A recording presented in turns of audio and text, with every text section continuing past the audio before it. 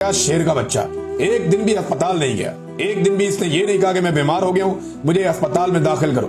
और यही चीज फैसला साजों को परेशान कर रही है।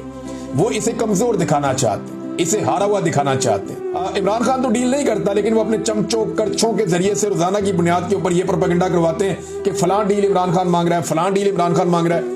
और भाई आप तो रोजाना उसको ऑफर्स करते हैं। अब तो आपके अपने लोग अंदर से टाउट ये कहना शुरू हो गए हैं कि फला फला वक्त के अंदर इमरान खान को डील ऑफर की गई और उसने चप्पल उतार ली। इमरान खान ने कहा जी मैं तो डील नहीं करता, जो दिल करता है करो, उल्टा लटक जाना लटक जाओ, मैं डील नहीं करता।